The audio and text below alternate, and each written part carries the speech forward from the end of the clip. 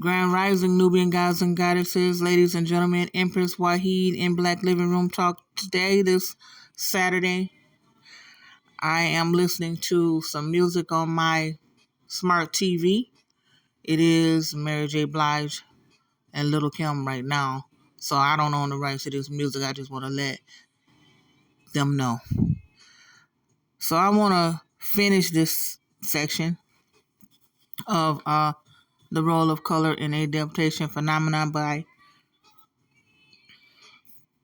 Francois Raveau. I believe I'll be finished with this section, hopefully. But I'm gonna jump right in where I left off.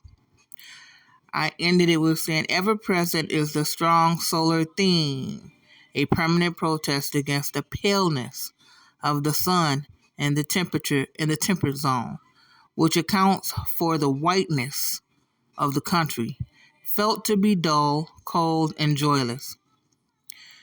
With the other portraits attesting to narcissistic aims, we find a phase of integration.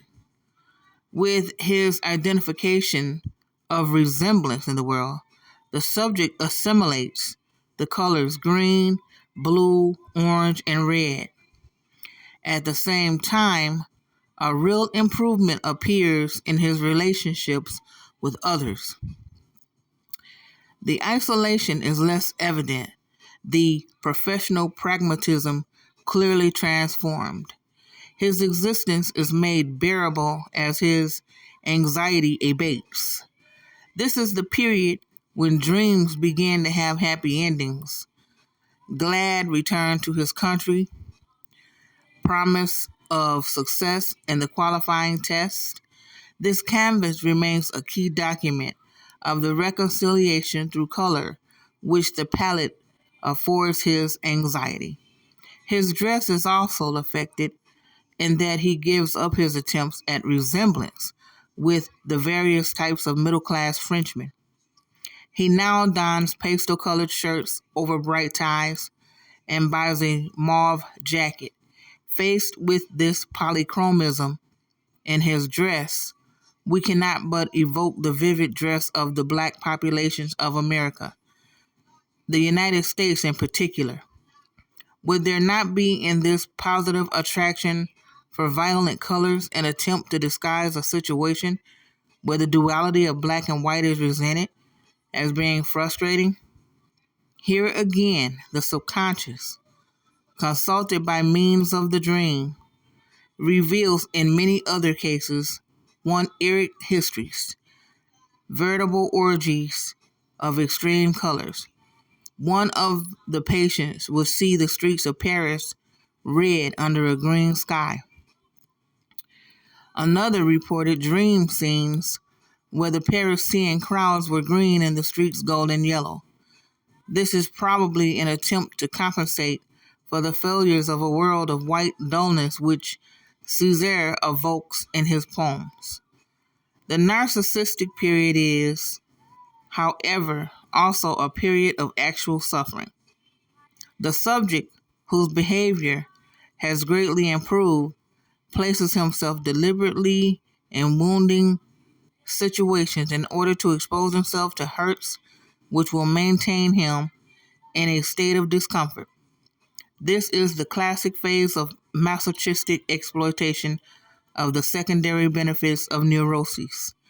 Driven by a missionary spirit, he considers taking a trip to the United States, which he eventually does 2 years later, in order to mix with the crowds protesting against racial discrimination. Now, let it be noted that the permission of free expression of aggressions in the face of authentically frustrating situations does, in fact, dispel anxiety by casting it into the mold of action.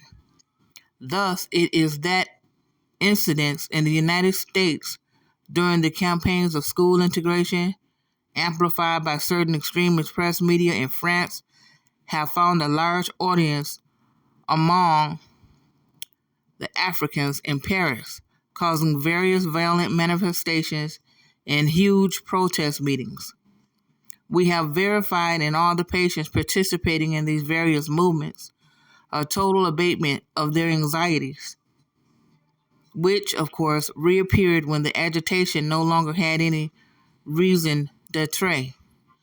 Certain patients, how aware of this passing improvement, have tried to maintain it by campaigning feverishly in movements they sought out, and have even gone so far as to create incidents justifying the action that thus became a substitute for therapy. Without assuming a caricatural aspect, many of the subjects' canvases attest to such a troubled period. The faces are still black and brown, but superimposed blonde or red hair evidences the white preoccupations that the world in which he lives imposes on him. At this time, the solar symbol in the shape of a huge star. Until then, bright red becomes dulled and appears as very gray. This theme disappears because the Africa of the sun is dead. One can see here a sign that adaptation is on the way to success insofar as Africa becomes blurred as a point of reference.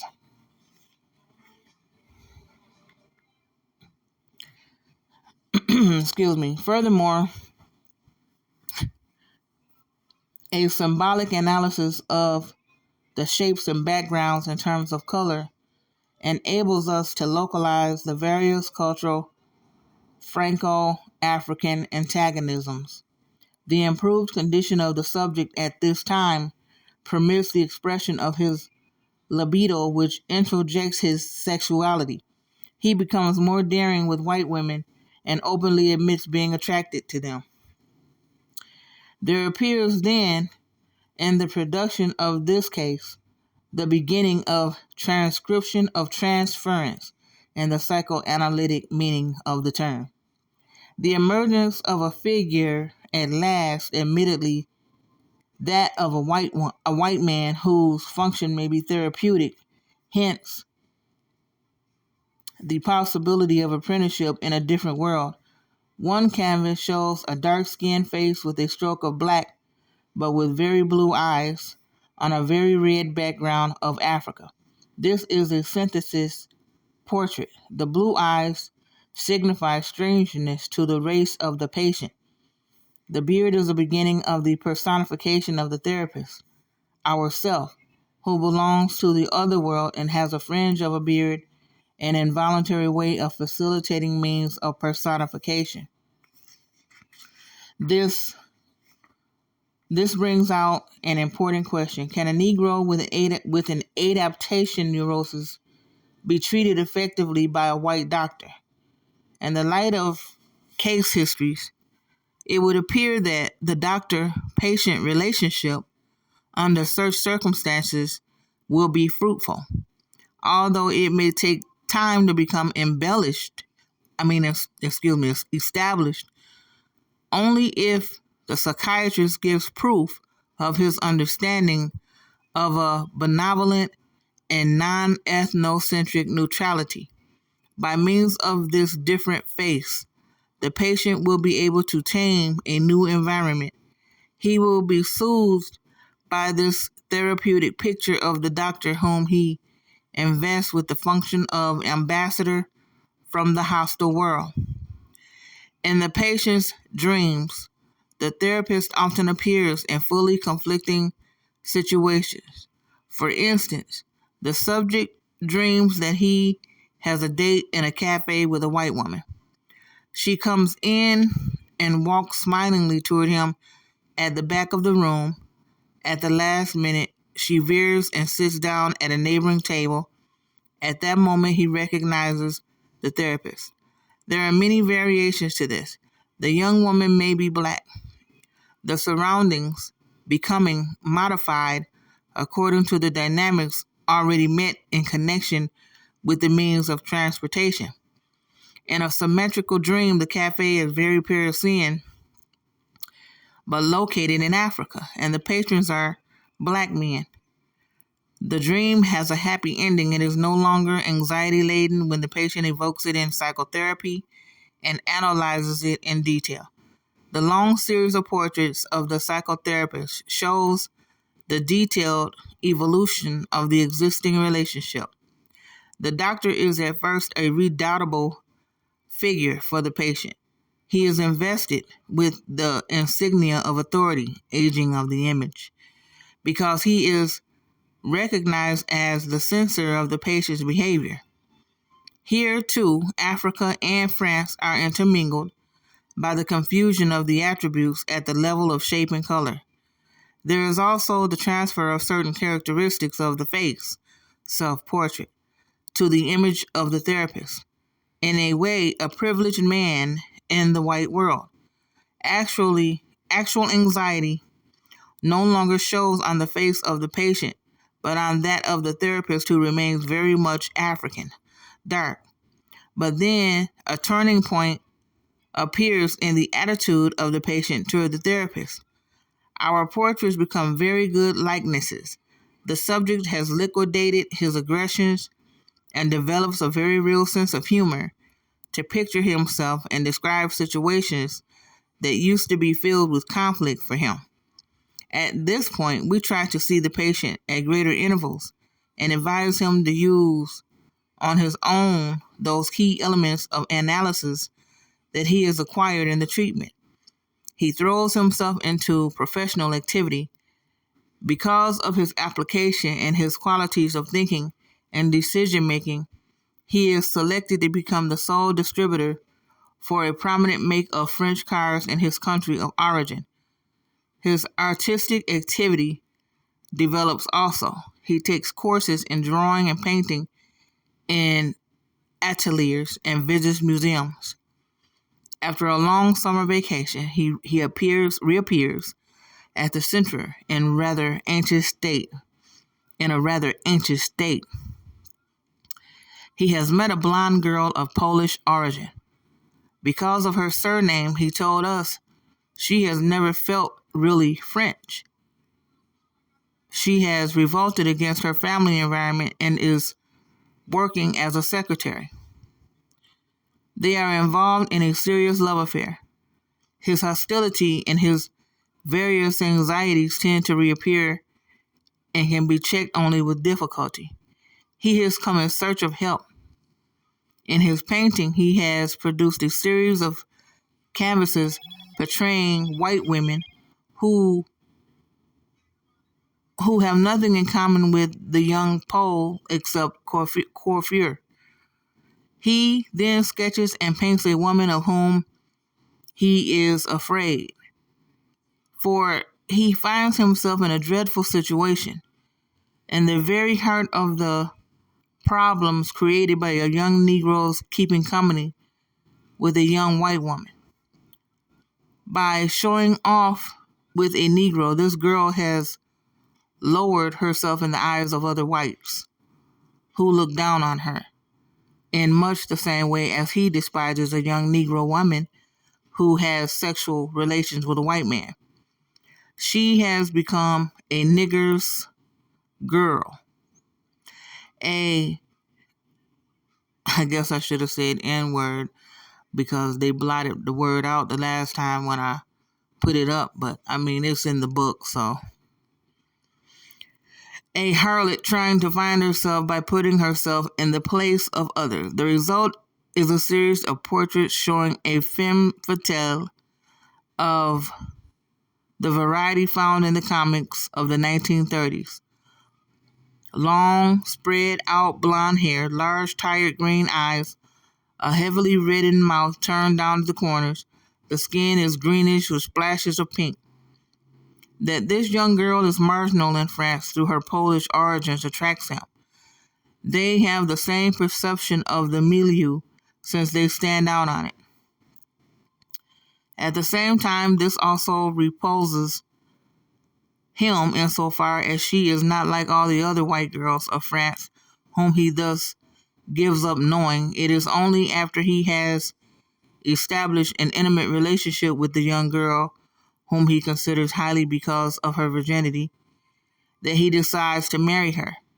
He asks us to meet her so that we may explain to her, in his presence, his neurotic past, the reasons for it, and the drawbacks this might represent in the future. On the day of that meeting, he brings a canvas, the largest of all, 32 by 20, showing the face of a young woman in blue black with European features on a background modeled with large brush strokes of blue, green, yellow, red, and black. He points out that although his fiancée is very blonde, this is the way he sees her. Starting from the polychromism of this highly competent canvas, he develops the theme of the future, the children to come who will be modeled because they are half-breeds. This perspective is extremely agonizing to him. The Polish girl, not much of an intellectual and highly emotional, is concerned only with the immediate difficulties of a mixed marriage and draws up a list of obstacles to be overcome: family, nationality, occupation, and so forth, as well as measures that should be taken to solve these problems. Once the problems have been pinpointed and are in the process of being resolved, she asks her fiancé to paint her portrait, but a good likeness this time. He succeeds, but confesses that he prefers to paint her after the vacation when she is suntanned. His fiancée shows a certain pride in his artistic talents, but still hopes that they will not prevent him from giving his all to his profession, an honorable and lucrative way of life. Today, they are a mixed couple who, for the last 2 years, have untangled rather brilliantly many difficulties. Each time he travels to France on business, he comes to see us. Unmistakable progress has been made in his painting techniques, but he has lost the genius of his neuroses. Here is his own commentary on his latest work. The carnival-clad character is me. I am no longer black, and I am not white, but a new fellow who must every day learn how to behave and how to think. This is hard because I cannot imitate someone before me. Fortunately, there are gestures which are always the same, like loving a woman petal after petal like a flower. Actually, this painting is a composition on a quite impressionistic background with well-blended tones, a la Renoir, very harmonious and soft. To the left is a large white flower, a kind of daisy.